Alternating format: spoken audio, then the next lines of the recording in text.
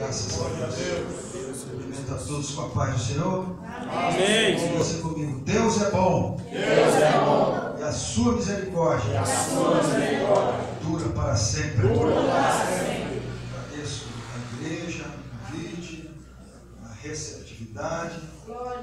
Como o pastor disse, até agora nós oferecemos para Deus as nossas ofertas, o nosso louvor. E agora Deus vai falar conosco. Deus fala. Você crê? Amém. Diga assim: fala, Deus. Fala, Deus.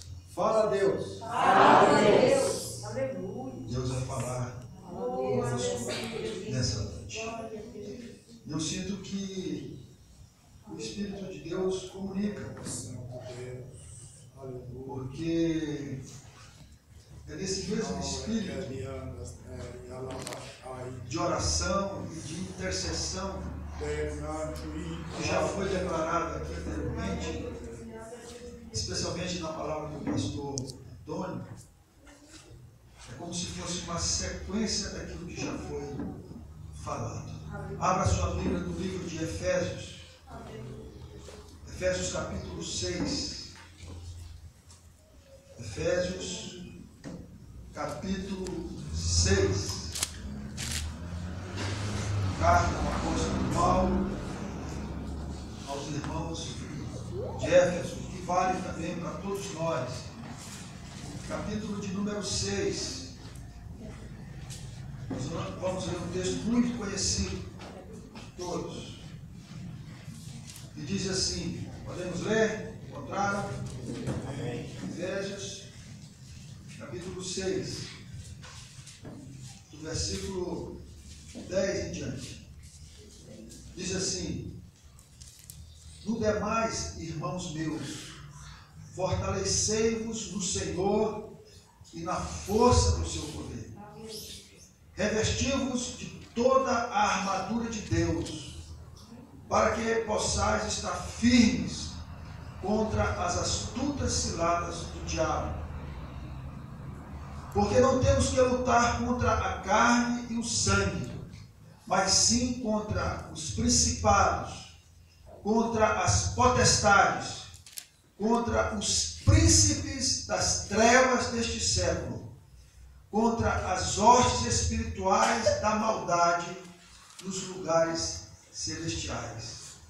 Portanto, tomai toda a armadura de Deus, para que possais resistir no dia mau e, havendo feito tudo, ficar firmes. Amém. Deus querido, Deus santo, Deus bendito. Uma outra tradução do que nós acabamos de ler diz assim: a nossa luta não é contra sangue, a nossa luta não é contra o homem, a nossa luta não é contra a humanidade.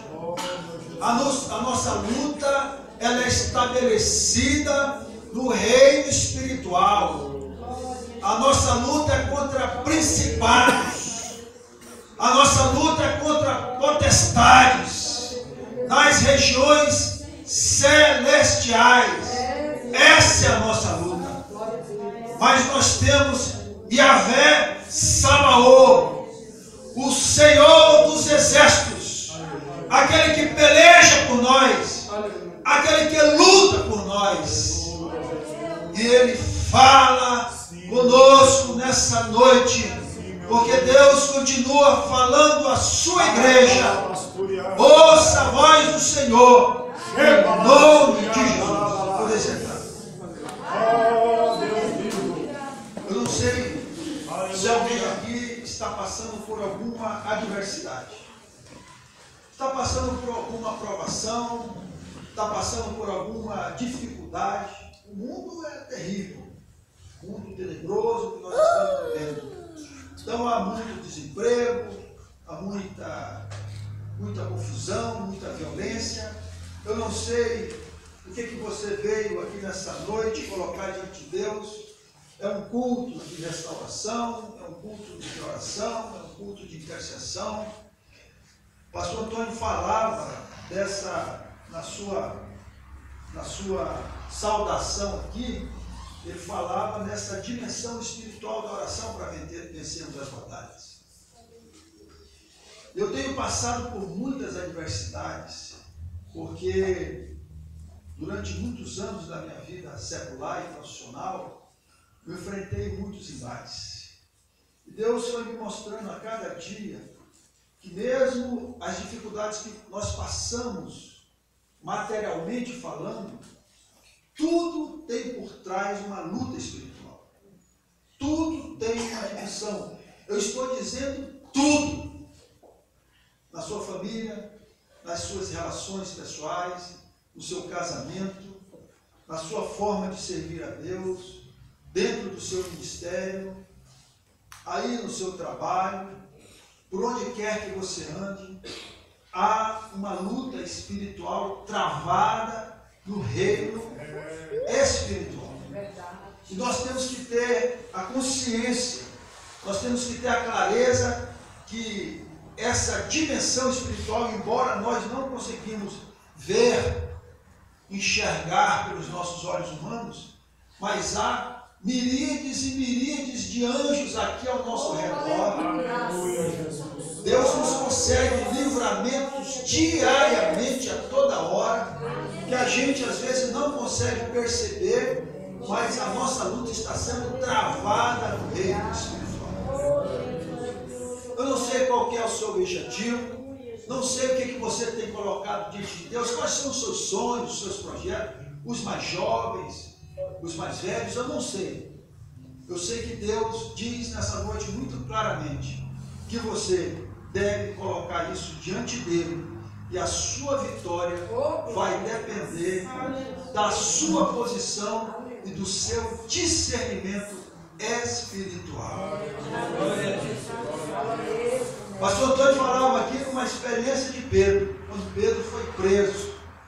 O interessante foi, Pedro foi preso e a igreja foi orar para a sua libertação. Interessante essa passagem, eu estava trazendo essa passagem, eu estava lembrando dela. Então, quando Pedro foi preso e a igreja foi orar para libertar preso, ali no começo da igreja, nos primórdios da igreja, a igreja levanta um clamor intercessório, de intercessão, diante de Deus, para que Pedro pudesse ser liberto, para cumprir o seu ministério. Deus manda um anjo. O anjo vai e liberta Pedro. Como ele disse, Pedro sai de lá e vai onde a igreja se reunia, que era nas casas. Olha como era interessante. Quando Pedro chega lá, que a porta estava fechada e ele bate, alguém vai abrir a porta aqui e vê ele, sabe qual que é a reação da pessoa? A pessoa, quando vê Pedro, assusta. Assusta. Mas não é possível, e corre e avisa para os irmãos que estavam orando pela libertação dele. Aí chegam lá para os irmãos e dizem: Pedro está aí. Sabe o que eles respondem? Mas não é possível. Vocês estão entendendo aqui? Eles estavam orando, colocaram diante de Deus a intercessão fervorosa, numa intercessão poderosa. Deus manda o anjo, liberta. Quando dá a liberdade, a bênção é tão grande que quando ele chega ele não acredita. Mas não é possível, é Pedro mesmo. É ele mesmo caído, não é possível. Eles se assustam. Será que não há alguma coisa? Será que esse menino lá que vai abrir a porta não está tendo uma visão? Era Deus entregando aquilo que eles tinham pedido, mas a fé ainda não tinha a dimensão necessária de crer que Deus já tinha respondido a oração. E para que essa oração seja concretizada no reino espiritual, na dimensão, no reino celestial, é necessária essa fé que crê que Deus faz. Se você estivesse orando, mas a fé ia até determinado patamar, mas dali para frente houve algo, porque quando Deus respondeu, eles parecem que criam, mas não criam. Oravam pela bênção, quando a bênção chegou, eles ficaram perplexos. Irmãos, Deus faz. Ele é o mesmo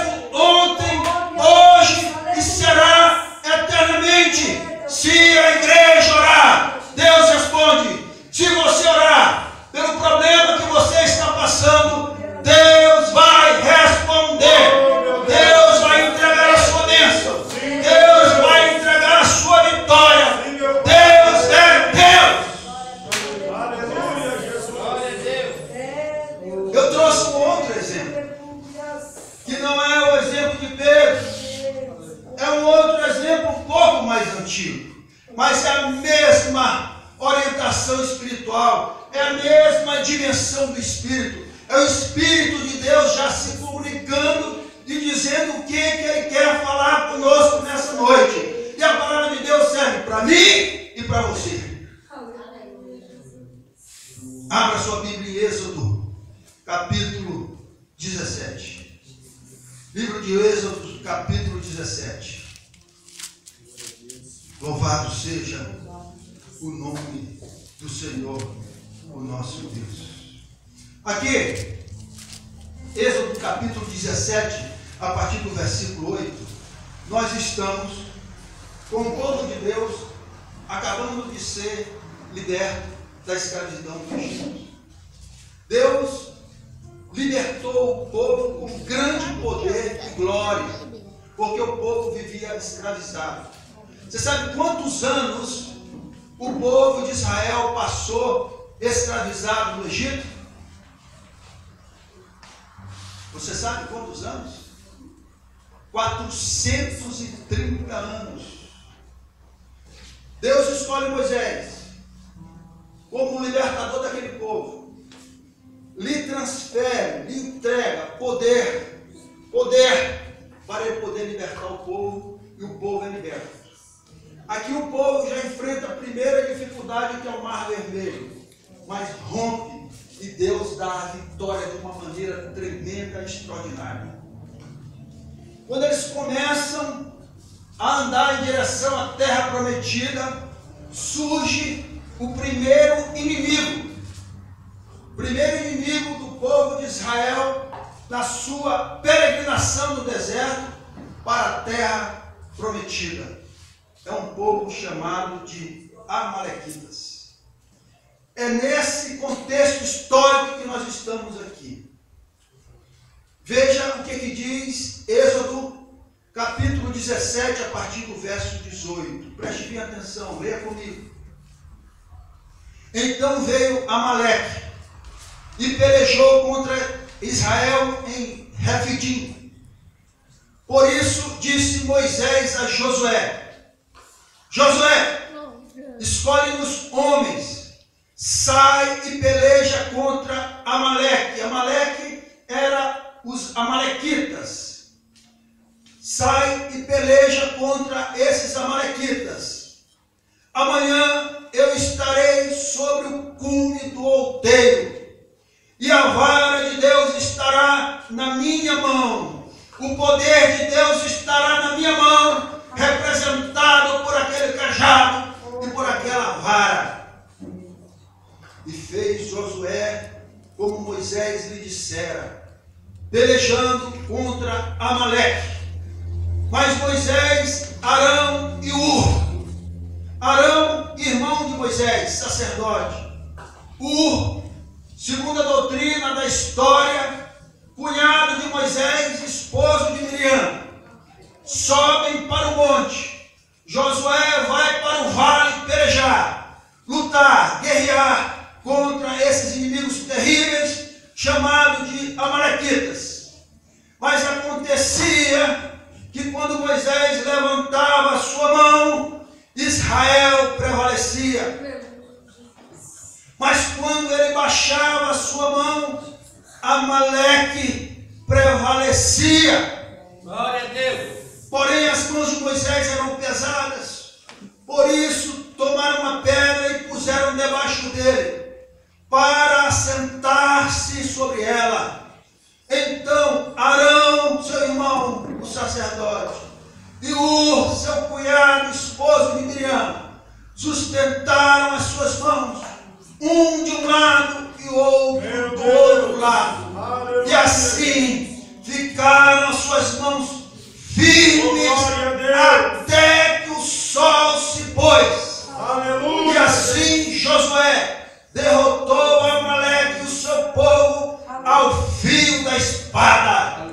Então disse o Senhor a Moisés: escreve isto no memorial e no livro, e relata aos ouvidos de Josué que eu totalmente hei de riscar a memória de Amaleque de debaixo dos céus. E Moisés edificou ali um altar e chamou o seu nome. O Senhor é a minha bandeira. Yahvé Nissi, Yahvé Nissi é a minha bandeira. E disse: porquanto jurou o Senhor, haverá guerra do Senhor contra Amaleque de geração em geração. Esse texto, ele é autoexplicativo. Dentro do mesmo espírito que Deus já colocou nessa reunião, a partir do momento que nós chegamos aqui. Há uma luta que você está travando do ponto de vista material. Mas Deus te diz nessa noite que você deverá travar essa batalha na oração e no joelho. A oração intercessória, porque Deus vai te dar a vitória.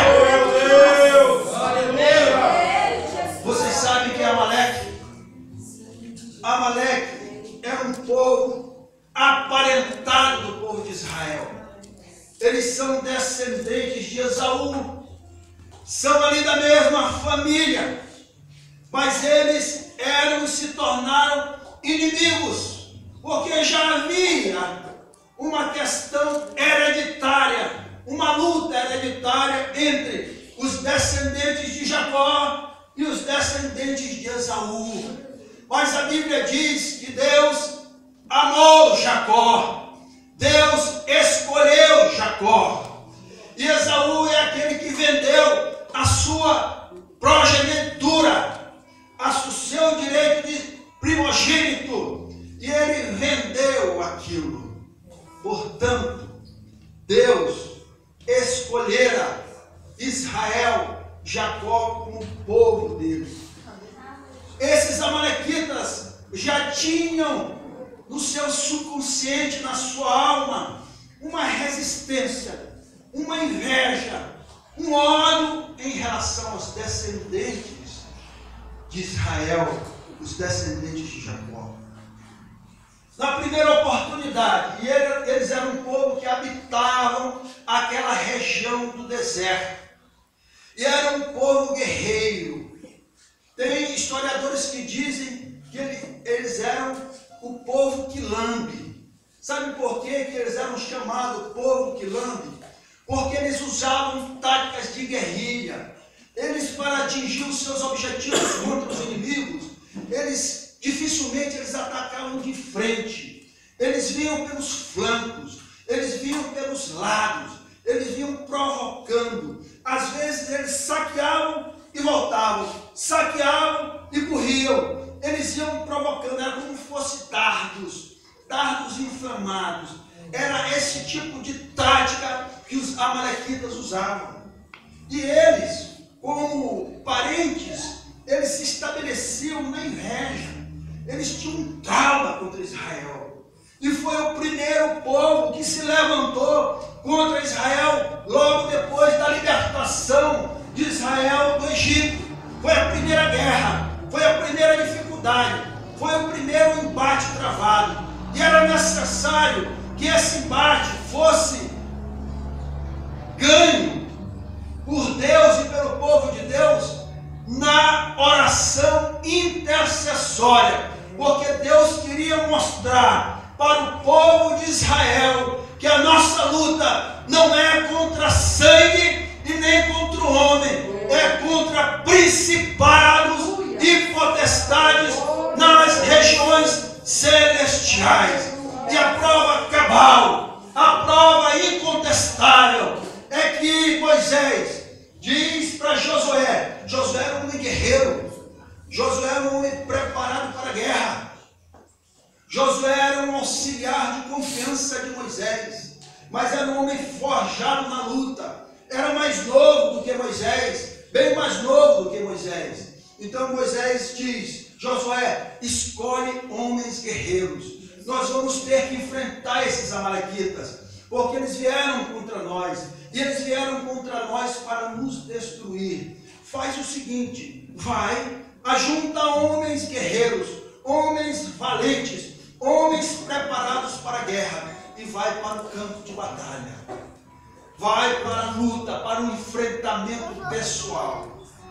E quando você estiver lá, eu vou subir no cume do monte, e de lá eu estarei orando, eu estarei intercedendo, e Deus nos dará a vitória. Oh, meu Deus, E aleluia. assim foi feito. Obrigado. Josué vai para o campo de batalha enfrentar os amalequitas corpo a corpo, espada a espada, usando as táticas de guerra, usando a sua coragem e a sua ousadia como um general. Josué era um general do exército, mas Moisés sabia que aquela luta só seria ganha no joelho, na intercessão, na oração. Escuta aqui, igreja, Deus está falando com você nessa noite. Se você estiver enfrentando uma batalha, uma adversidade, se você sai para essa batalha, alguém tem que estar intercedendo nessa luta para que você possa obter a vitória. Esse é o recado de Deus. E o interessante é que enquanto Moisés levantava as mãos para o céu, levantava a vara simbolizando o poder de Deus, enquanto as suas mãos se estendiam para os céus, o povo de Israel vencia a batalha. A batalha era travada. Essa batalha deve ter girado a noite toda, e Moisés ficava lá em cima do cume do monte, orando e intercedendo. Quando Moisés cansava, que baixava as mãos, os amalequitas prevaleciam. Mas quando Moisés levantava a mão novamente, o povo de Israel prevalecia. Isso fica claro para nós, povo de Deus, que a nossa luta, ela é travada, ela é ganha na oração intercessória. A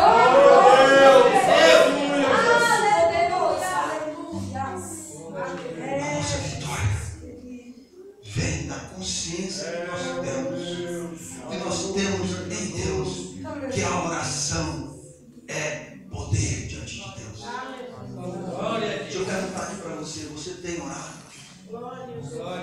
Mas orado mesmo, clamado, você tem se aniquilado diante de Deus em prol de um objetivo? Você tem se colocado como intercessor ou intercessora da sua casa, da sua família, da sua igreja, do seu ministério? Você tem orado? Meu Deus. Nós temos armas.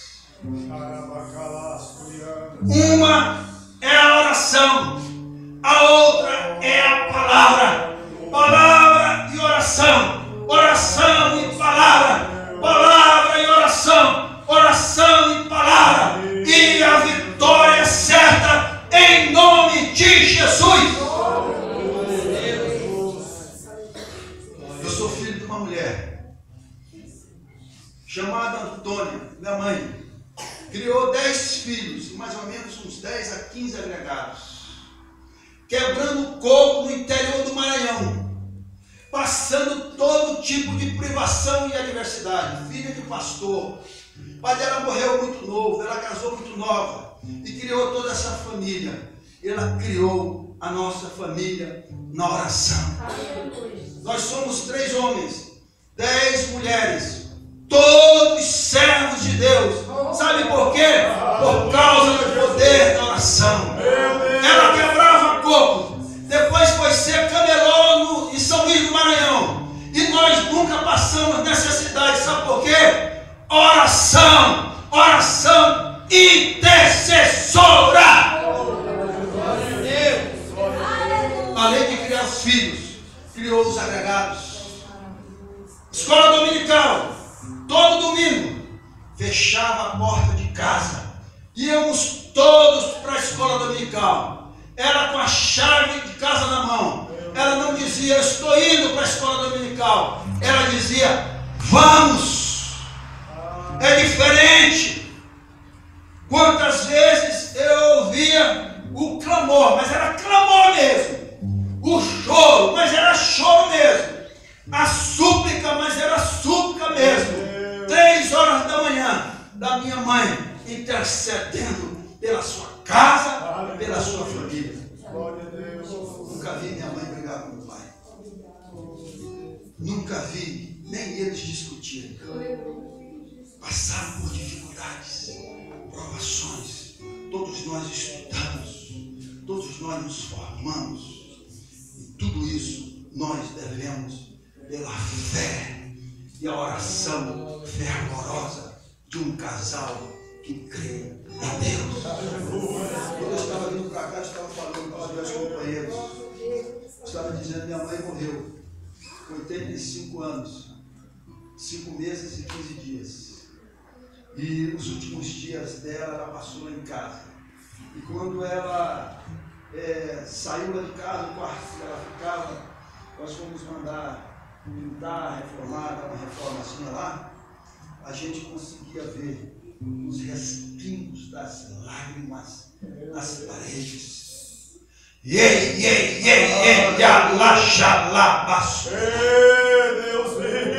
Porque Deus ouve a oração. Ai, Jesus. E ela dizia, eu me lembro, ela dizia: Senhor, eu não quero que fique uma unha do Egito. Ai, meu Deus. Essa autoridade diante de Deus, essa ousadia da oração angustiante, da oração que te aniquila como homem, mas te eleva como espírito. Ela tem autoridade diante de Deus. Deus vivo, aleluia. Quando Moisés levantava os braços, não tinha uma malequita que prevalecia. Se você levantar os braços e colocar os joelhos no chão, não há malequita existencial que suporte a oração intercessora diante do Rei dos Reis. Oh, Jesus querido. Glória a Deus. Irmão, deixa eu dizer uma coisa para você. Completo 14 anos de ministério pastoral. Sou um homem forjado na luta, estudando, trabalhando, lutando. Deixa eu dizer uma coisa para vocês. O ministério mais difícil que tem é o ministério de oração. Orar não é fácil. Orar não é fácil. Estou falando aqui de oração verdadeira. Jesus era um homem de oração por excelência. Jesus orava. Era Deus e era homem 100% homem, 100% Deus. Mas orava. Esse Moisés mesmo era um homem de oração, de jejum, de intimidade com Deus, de buscar a face do Senhor. Davi, o rei Davi, que governou Israel, que governou aquele povo, que era um rei amado pelo povo e que nunca perdeu uma batalha. Você sabia que Davi nunca perdeu uma batalha? Você sabia que Davi conseguiu unificar todas as 12 tribos de Israel? Você sabia que Davi entregou para Salomão um legado poderosíssimo de riqueza e de poder na face da terra? Mas esse homem chamado Davi, dos 150 salmos da Bíblia, ele é autor de 73. Davi governava Israel de joelhos. É Davi que nós escutamos dizer: uns confiam em carros, outros em cavalos, mas nós fazemos menção do nome do nosso Deus. É de Davi, e é com Davi que nós aprendemos: porque estás abatido, a minha alma, espera em Deus, pois ainda o louvarei. É Davi quem diz isso. Essas súplicas, esse clamor, essa intercessão, ele sabia, Davi, que a vitória dele dependia não de carros, não de cavalos, nem de cavalarianos, nem de cavaleiros, nem da destreza da guerra. A vitória dele vinha de Deus. Davi sabia disso. Ele tinha consciência disso. Ele tinha discernimento disso. E você tem tido esse discernimento. Durante todos esses anos da minha vida, vou completar 60 anos agora. Filho de pastor, neto de pastor. Eu tenho aprendido que o ministério de oração é o mais difícil de todos, mas é o mais glorioso de todos. Quando eu entrei nessa igreja, eu não faço aqui apologia. Eu senti aqui, na figura desse pastor, um homem de oração intercessora. E que Deus possa ungir nesse ministério de oração. Eu tenho feito um compromisso com Deus de orar mais. Orar é difícil, irmãos.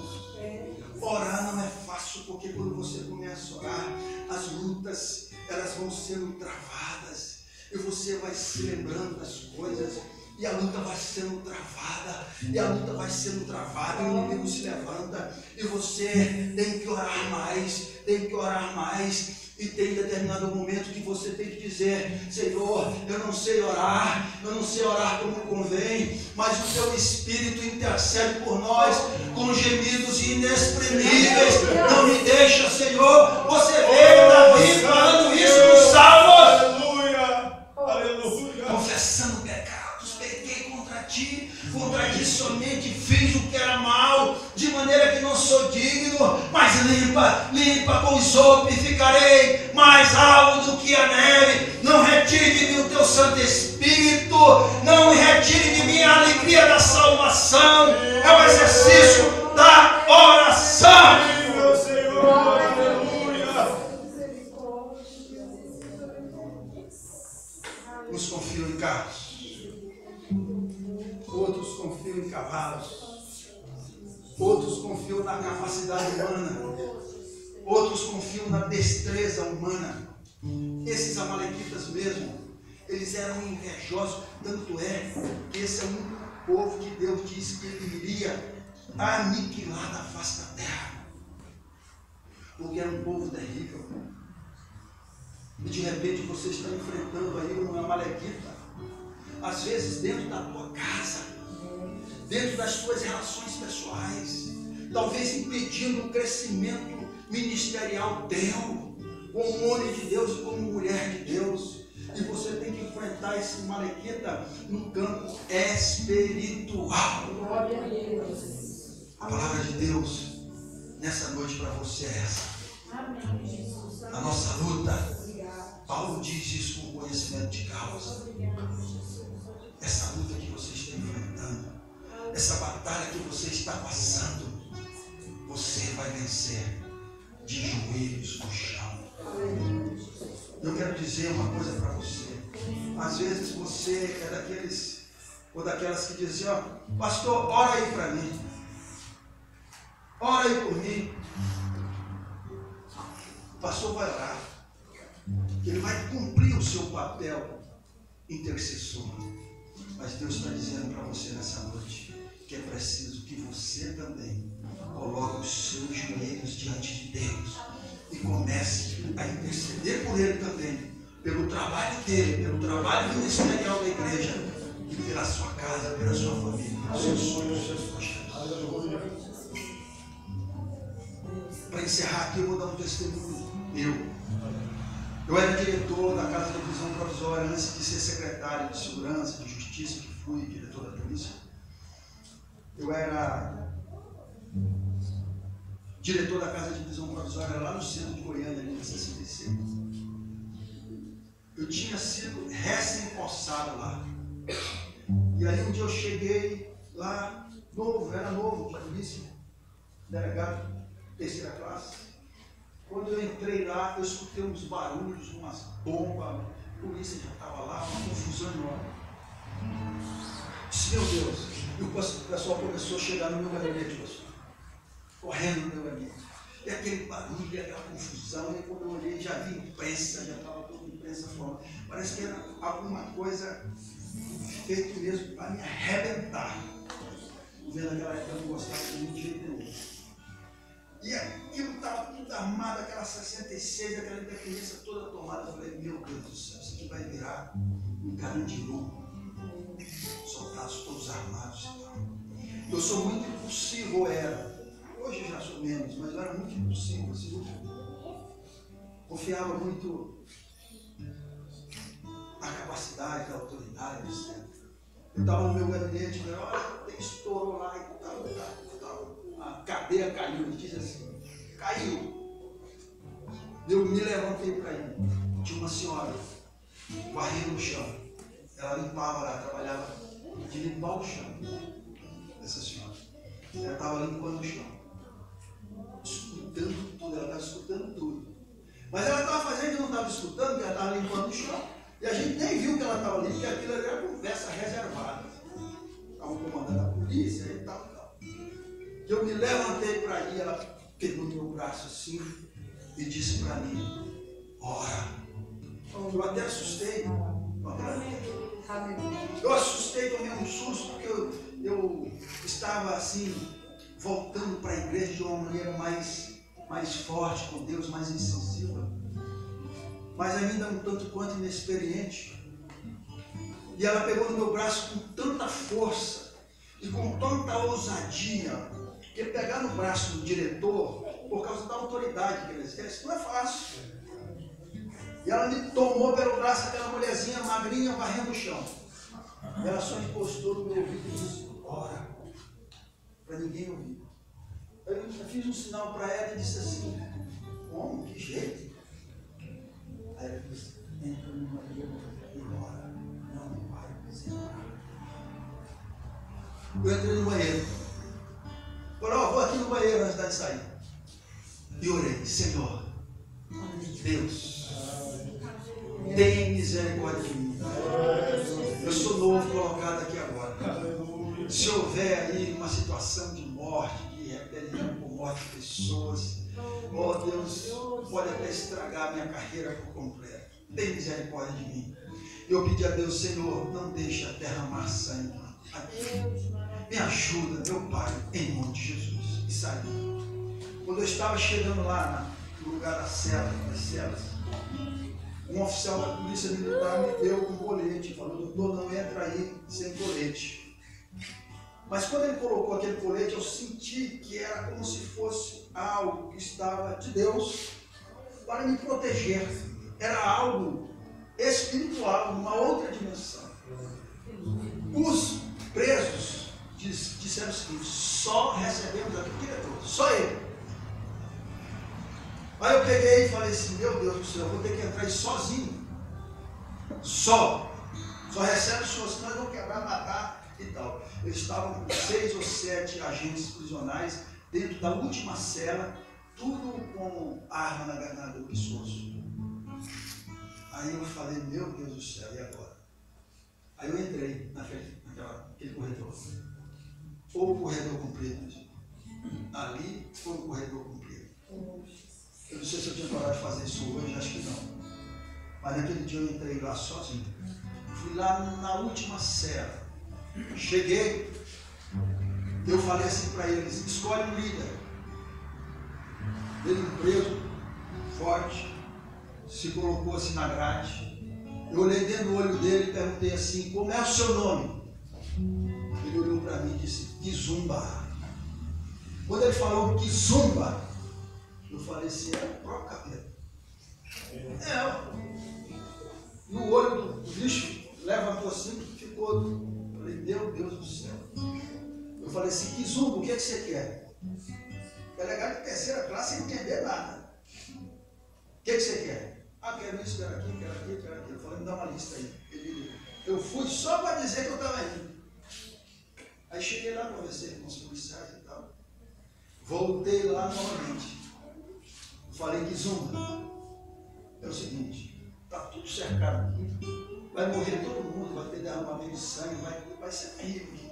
E está tudo na sua responsabilidade. Agora, se você se entregar esses agentes prisionais, não vai haver derramamento de sangue. Você entrega as suas armas. E eu me comprometo de preservar a sua vida e a vida dos recalados. Ele olhou assim para mim, parece que ele caiu imediatamente. Ele disse assim: eu aceito. Eu falei: então me entrega as armas. Ele me entregou as armas. Abriu a cela. Os agentes saíram. Os presos que estavam com ele saíram. Porque eles começam a matar primeiro aqueles acusados de estupro, de atentado sexual. Saíram todos. Os olhinhos deles chegam a brilhar assim. Os agentes prisionais, coitados, estavam todos assim. Eles saíram. Eu saí com eles. Acalmou-se o presídio, virou aquele silêncio. E aí eu saí agradecendo a Deus e dando glórias a Deus. Quando eu cheguei lá fora, a polícia queria vir para cima deles. Eu falei: não, aqui não vai haver mais confusão hoje. Acabou. Aqui está tudo resolvido. Eu peguei esse preso chamado Kizumba, mandei lá para as especializadas, para preservar a vida dele. Chamei a mulher dele, preguei o evangelho para ela. Ela transmitiu para o seu marido. E ele se converteu, se arrependeu. Eu nunca mais vi esse homem. Deve ter mudado daqui. Não sei o que aconteceu com ele. Mas eu sei que pelaquela oração que aquela mulher que estava varrendo o chão ali naquele dia, e que falou através da sua boca o próprio Deus, e aquela oração intercessória foi responsável por não causar nenhuma morte, nenhum ferimento e nenhum tipo de confusão naquele dia. Deus faz a obra. Deus ouve a nossa